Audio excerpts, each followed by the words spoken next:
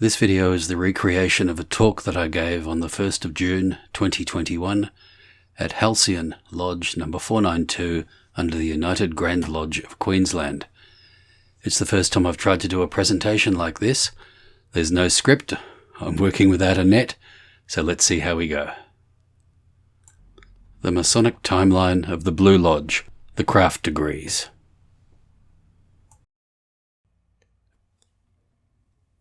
Good evening and welcome to tonight's presentation From the Quarries, an archive of Masonic lore.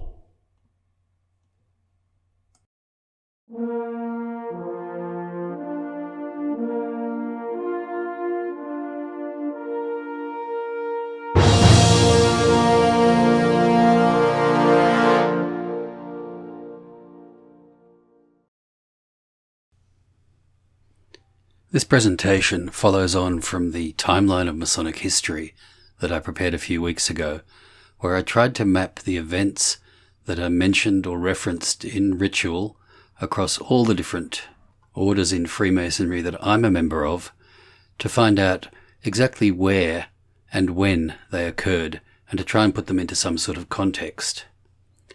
The rituals of the first, second, and third degree make mention of a large number of characters and events that take place outside the lodge room.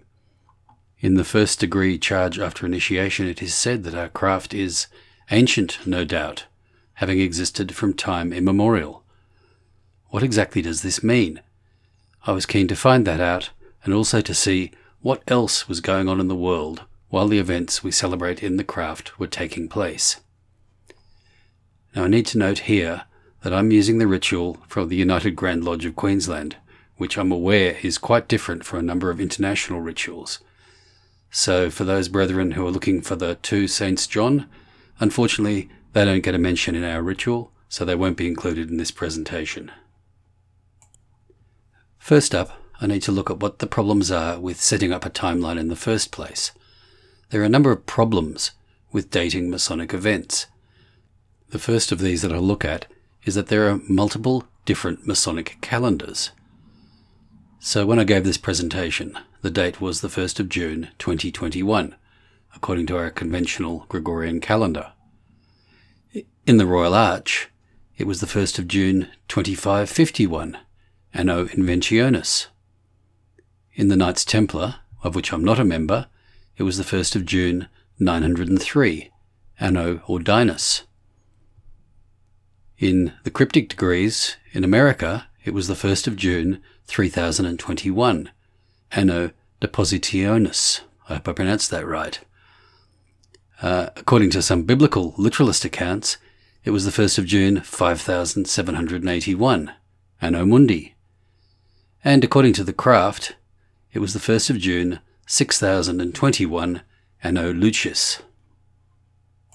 Reconciling these different dating systems obviously means there will be some variation, particularly when we get into some of the less historically demonstrable events that are mentioned in our ritual, which I'll talk about a bit further on.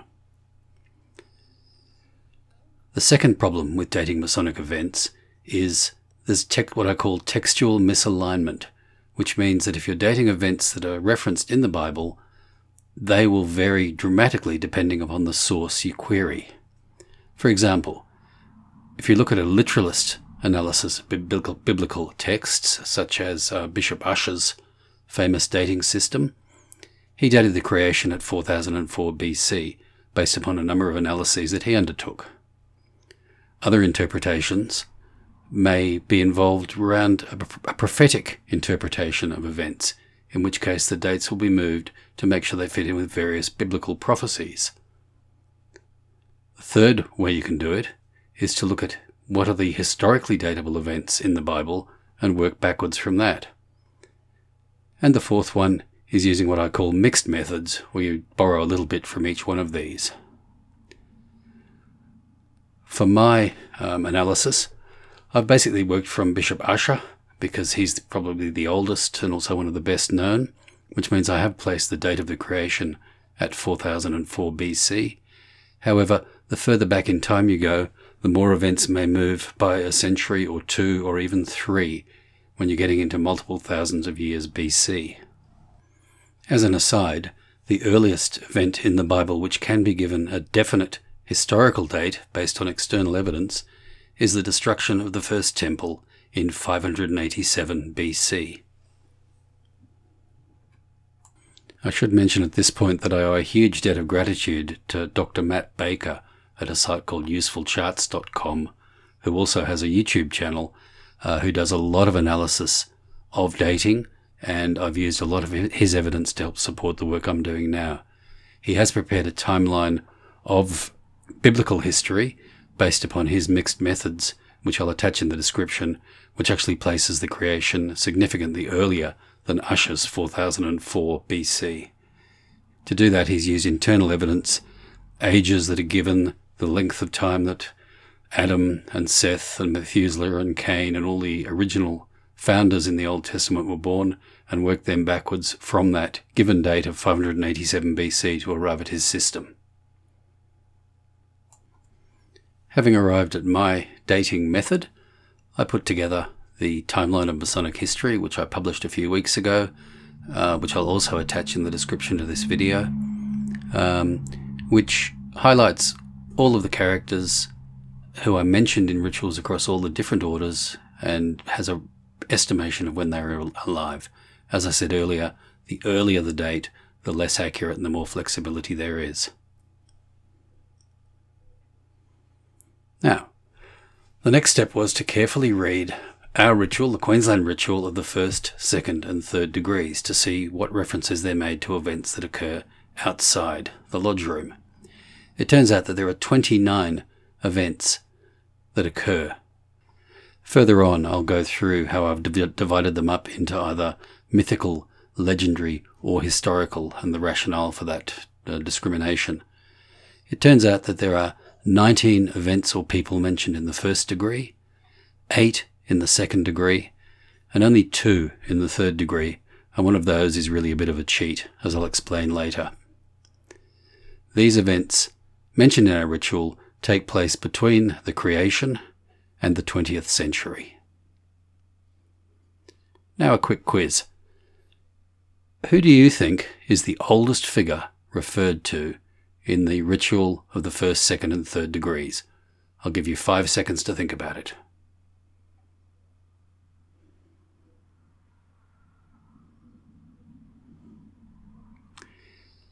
It turns out that, according to the historical timeline, the earliest character mentioned in our rituals is Tubal-Cain, who was only 8 generations separated from Adam. A second question. What is the most recent event referred to in our rituals? Again, 5 seconds.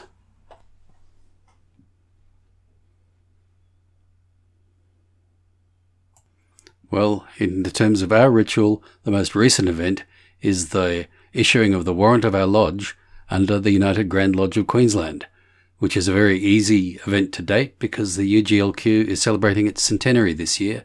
So the most recent event in our ritual is 1921, the foundation of the United Grand Lodge of Queensland.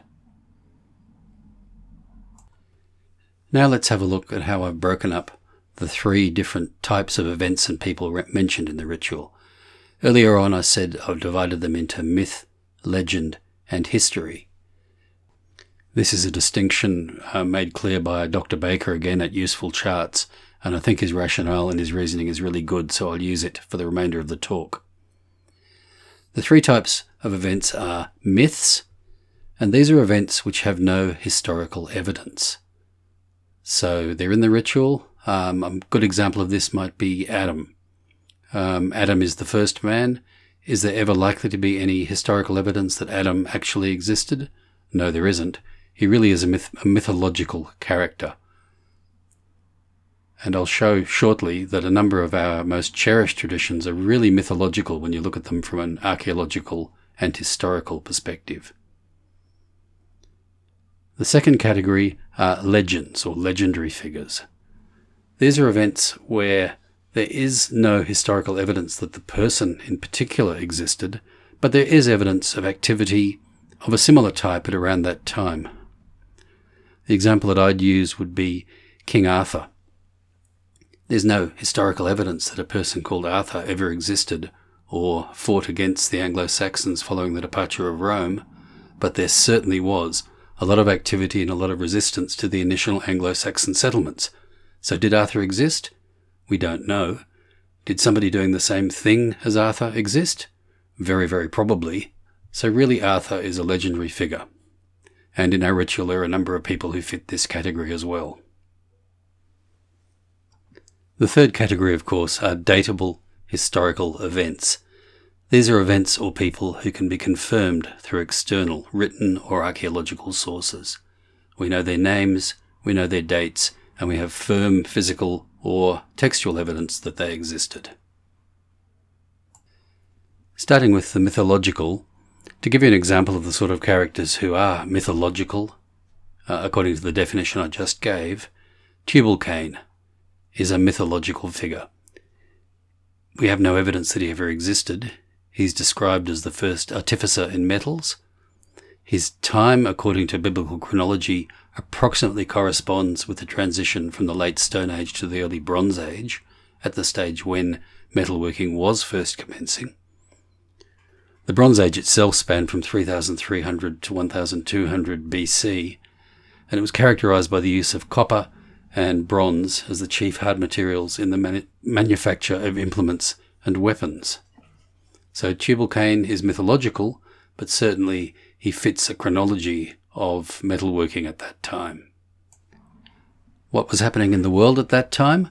Well, if you take it to be around the mid-3rd millennium BC, it's the period of pre-dynastic Egyptian history. The pharaohs hadn't quite got going yet, but there was certainly activity in ancient Egypt.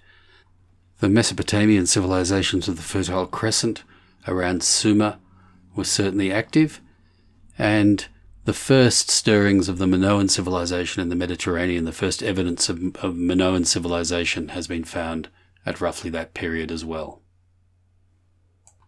Tubal-Cain is said to have lived for almost 500 years, so that certainly covers a fair span of historical activity between roughly 2900, 3000 BC through to about 2500, 2400 BC. The next mythological series of characters in our ritual, and I think this may be a bit more contentious, is the history of Israel from Abraham through to the Exodus. Using the definition of mythological that I used earlier, unfortunately these characters, particularly Moses, definitely fit into the mythological character, and the Exodus itself has to be considered a mythological event. I did listen to a talk by an archaeologist who works in the Sinai Desert who said, look, if several million people had wandered the Sinai Peninsula for 40 years, there would be some archaeological evidence, and there just is none. There's nothing written in any of the numerous texts and inscriptions in Egypt that mention the Israelites. There's no mention of plagues. There's no mention of the Red Sea parting. So unfortunately, Moses and the Exodus fit into the mythological category, according to this timeline. Not to say that can't change. It'll only take one person digging up one piece of evidence and suddenly this will become historical. But at the moment, it's mythological. Now, according to the timeline, these events took place during the High Bronze Age. The stories from Abraham, the father of Israel, right through to Moses and his delivery of the Israelites from Egyptian bondage cover a 600-year period.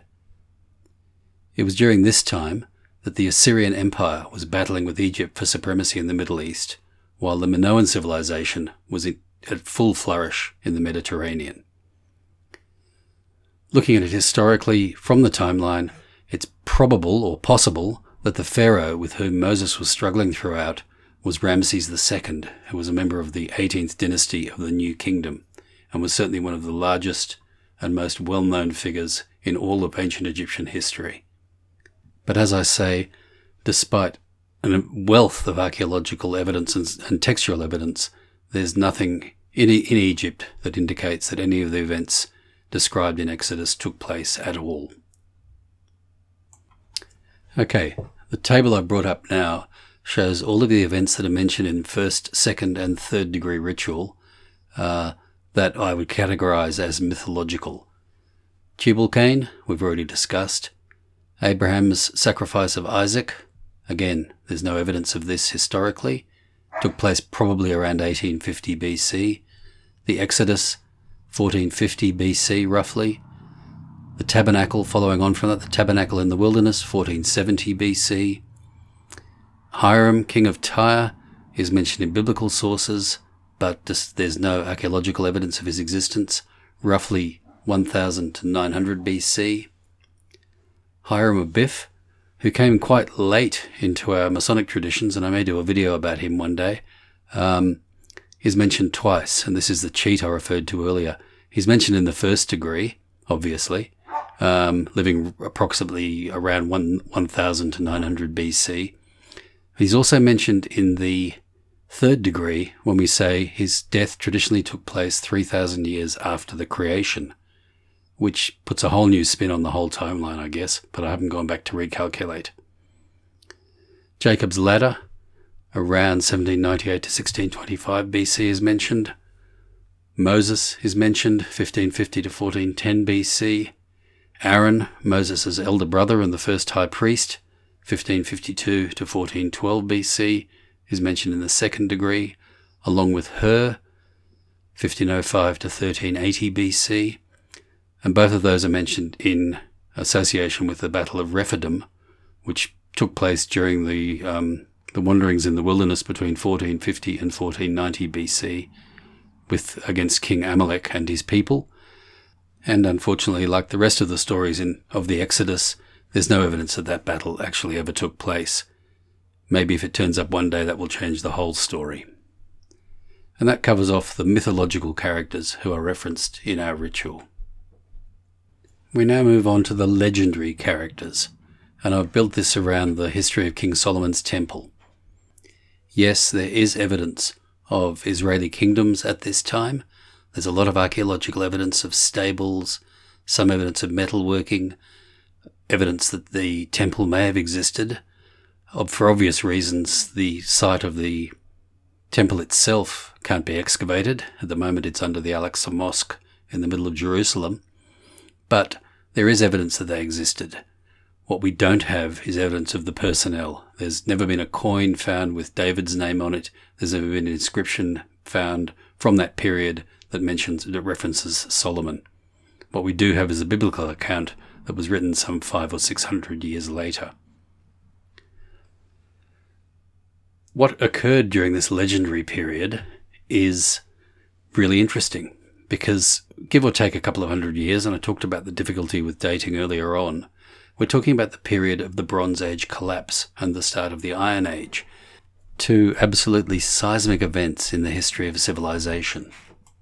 The Bronze Age collapse was a sudden and dramatic transition in a large area that covered much of Southeast Europe, West Asia and North Africa, including the Eastern Mediterranean, the Near East, Mesopotamia, North Africa, the Balkans, the Aegean, the Caucasus, which took place in the late Bronze Age, approximately 1200 BC, and covered the period through into the beginning of the Iron Age. It saw the complete disintegration and collapse of major civilizations, the Hittites, the Minoans, the Greek cities, what they call the palace economy of the Aegean region and Anatolia, which had been existing in the late Bronze Age for centuries, even millennia, completely disintegrated. Even Egypt, which had been in existence for thousands of years, went through a prolonged period of basically a dark age, where records fell apart and there's minimal evidence of what actually occurred that led to this. There have been some theories that the collapse of the Minoan civilization, which occurred around this time, was owing to the eruption of a volcano on the island of Santorini, which caused a tidal wave or a tsunami that completely swept over the top of Crete. That's pretty controversial, but it shows you the extent and the scale of the disaster that was the Bronze Age collapse, which is roughly contemporaneous with the construction of the temple. At this same time, the first workings in iron began to appear, so it was the very early stages of the Iron Age. There have been some theories that the rise of the Israeli kingdoms was almost opportunistic. As the larger civilizations around them collapsed, the Israelis took the opportunity of moving westwards towards the Mediterranean and establishing their kingdom as they moved. One civilization that did survive the transition, and we know a little bit about, was the Phoenician civilization, which was a series of city-states, coastal city-states, and Tyre was certainly one of those states. So it's quite possible that Hiram, king of Tyre, did exist. Certainly Tyre exists and it was a major trading port, but again, there's no evidence to suggest that that particular character ever existed. So let's have a look at who we're talking about when we talk about the legendary characters in our ritual. We have the building of King Solomon's Temple, which was completed traditionally in 957 BC. The tradition of ratifying a bargain, which is mentioned a couple of times in the scripture, but there's no actual historical evidence of that as a tradition. One character I haven't mentioned yet who does come up in the first degree, who is a legendary character who lived from 570 to 495 BC, is Pythagoras. There's no real evidence Pythagoras, the person, ever existed. 100 years later, there were a large group of people calling themselves Pythagoreans, but there's no evidence that Pythagoras, the man, was ever a real single person.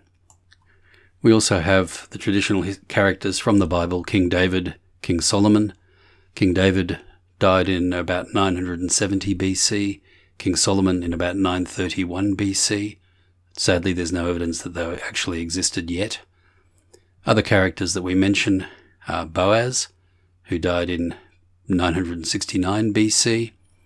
And then in the second degree, reference is made to Joshua, 1355 to 1245 BC, Jachin, 1500 to 1375 BC, and Jephthah, 982 to 976 BC. And we can only hope that archaeology catches up one day and gives us some evidence of their actual existence. Finally, we get to historical, datable evidence. So these are events that we know occurred. We have archaeological, literary and other supporting evidence and datable evidence to show when these events took place. The earliest of these that's mentioned in our ritual is when we talk about our order being more ancient than the Roman eagle. Now we know that Gaius Marius reformed the Roman military in 104 BC and introduced the aquila, or the Roman eagle, to the formation of legions at that date. So the Roman eagle, 104 BC. Our order is indeed more ancient than the Golden Fleece, since that order was only established on September the 2nd, 1430. And if we're more honourable than the Order of the Garter, well, the Order of the Garter was established by Edward I in 1348. We do mention that our usages and customs bear great affinity to those of the ancient Egyptians. So I put the ancient Egyptians in the historical part of the timeline, largely because we do know they existed. There's lots of evidence. And the Egyptian civilization obviously went for a very long time. Pre-dynastic Egypt can be traced back to 4000 BC, and it wasn't really until the collapse of the Ptolemies in 275 AD that ancient Egyptian history came to an end. So you've got well over 4,000 years there. Our ritual mentions 3 different orders of columns: Ionic, Doric, and Corinthian. Those terms were first described by Marcus Vitruvius Pollio, known as Vitruvius, who lived from approximately 80 BC through to about 15 BC. He describes the orders of architecture in his multi-volume work, De Architectura, which was written in the 1st century BC, so we have a strong date for that.